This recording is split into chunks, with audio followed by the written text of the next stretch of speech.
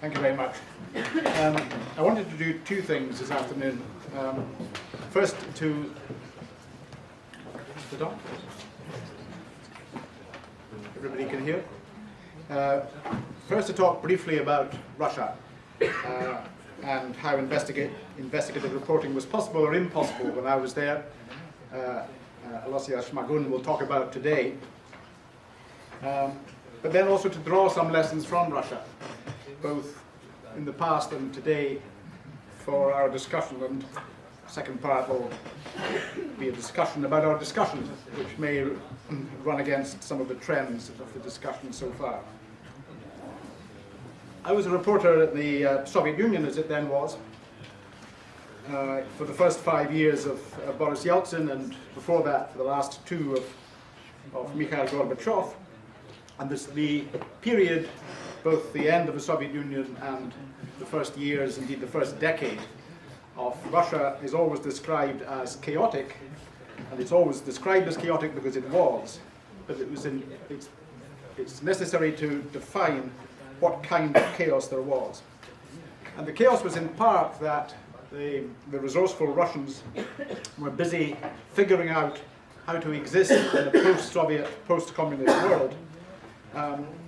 People are naturally inclined to look out for themselves, and those clever enough to grasp that what was happening soon after the collapse of the Soviet Union was the sale at very low prices, comparatively low prices, of the main assets, especially the energy assets, at an auction. Those clever enough to figure out what was happening, that these were low prices, that they would go up 10, 20, 30, 50-fold quite soon, bought them up. And thus the oligarchs were born, and by the mid-1990s had become large powers. For both Western and even more Russian reporters, it was very hard to get a grip on events and very dangerous to do so.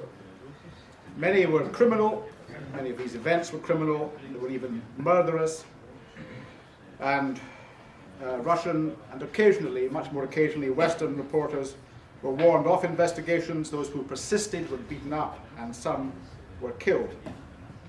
New structures were coming into being quite rapidly, both in the government and the economy, and then disappearing just as rapidly.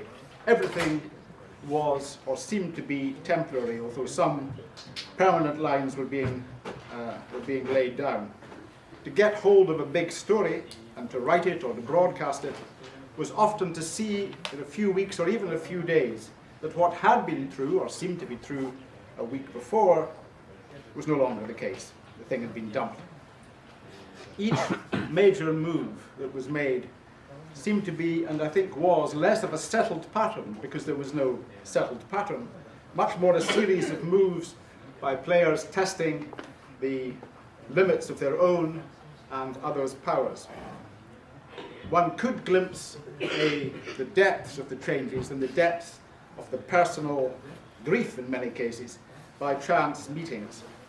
I asked a man who was a colonel in the Russian army to dinner one evening, and he was very polite, and then halfway through the meal he suddenly burst out in furious anger, both at Westerners and at the reformers who were changing the economy.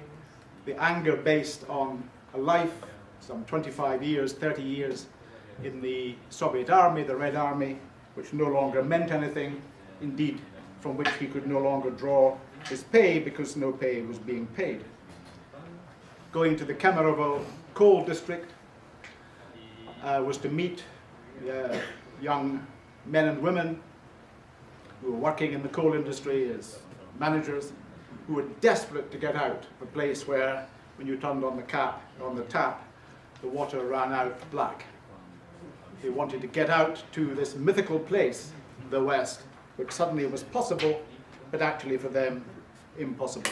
The former KGB agent, KGB general, who contacted me and offered for sale his memoir on having been the bodyguard of Mikhail Gorbachev. These stories, with these incidents, these meetings, you could see something, both of the despair, the possibilities, that were being offered in a period, as I say, of some chaos. You also realize that investigating, and all journalism worth the name is investigating, needs more than just a determination to get at the story. It needs, most of all, a society which is settled enough to receive the information, to understand it, and if it proposes reforms, if it says it needs reforms, then to do these reforms. It needs a society which cares about the results of journalism, which is not every society. Much of the journalism at the time, especially by my Russian colleagues, was brave, even at times suicidal, but such was the disorder of the society and the politics that important revelations were ignored, or if they were pushed, the journalist was punished and sometimes, as I said earlier, killed. I could recommend not a piece of investigative journalism, but for those of you who have not read the writing of the Nobel Prize winner of 2 years ago, Svetlana Alexievich, her books, her writings, I think, are the most limpid, the best insight into the end of the Soviet Union and the first years of Russia, which I've met. I think that's why she got deservedly the Nobel Prize. They include Second-Hand Time, Boys in Zinc, Chernobyl, and others. And they are extraordinary pieces of work. They're not investigative in the way that we've been talking about it in the last day or so. They are patient conversations with people who she goes back and back and back to talk to again and again to get at the depths of their experience, and then writes it with herself out of the picture. They are quite remarkable work, some of the best journalism in the world. Now it's different. As I said, Alyosha will be talking about how different it is, and what is now possible. My impression is that more is now possible. More is possible to do in journalism. Some journalism, investigative journalism, revealing journalism, has an effect. Things change because of it. But as everyone will know, there are vast areas which cannot be touched by journalism, in pain of at least losing your job.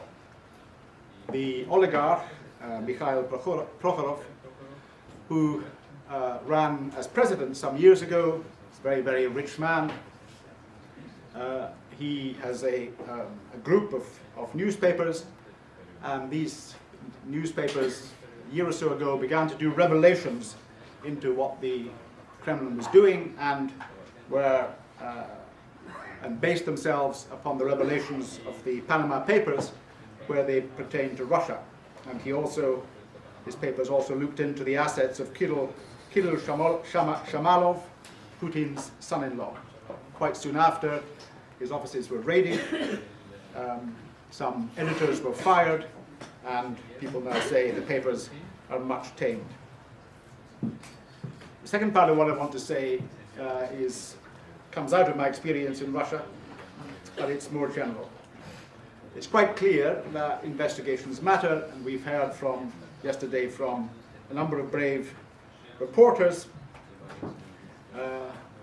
who have required their reputation as investigative journalists, as revealers, sometimes in very difficult societies, of what they have discovered as the truth. And investigative reporting, as Jan Strozik said yesterday, is becoming more important because things are more complex. And explanation of what's happening is more important, even if people prefer to read about the Pitt-Joly divorce. And they're more important too because people now, as we know, feel increasingly uncertain.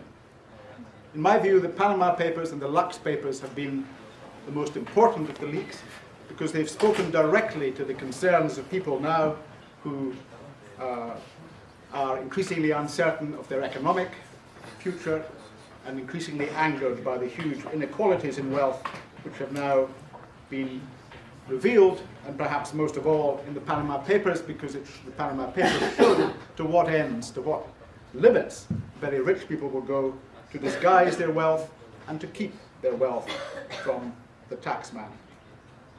Russia is and is a classic instance of this in some ways.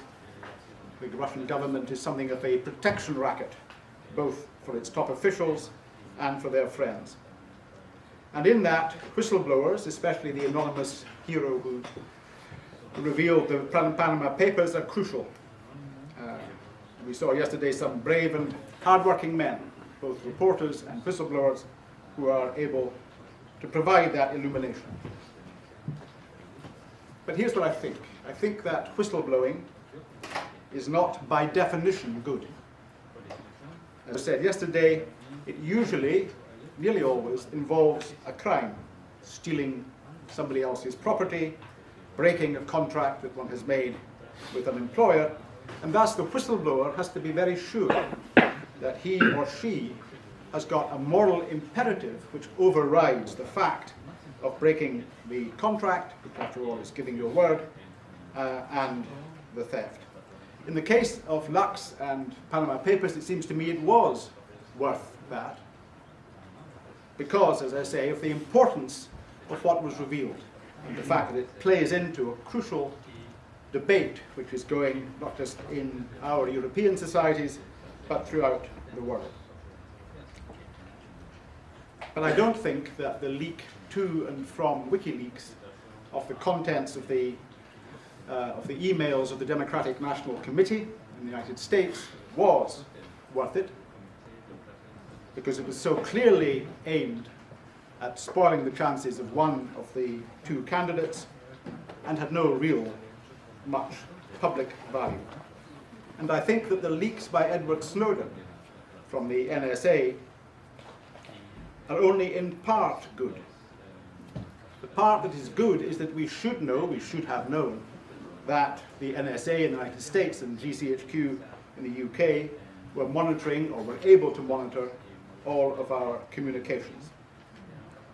But we don't know how much the leaks, the other leaks, the 1.7 million documents that he liberated from the NSA, we don't know how much these leaks have helped states opposed to democratic governance and values, Russia above all.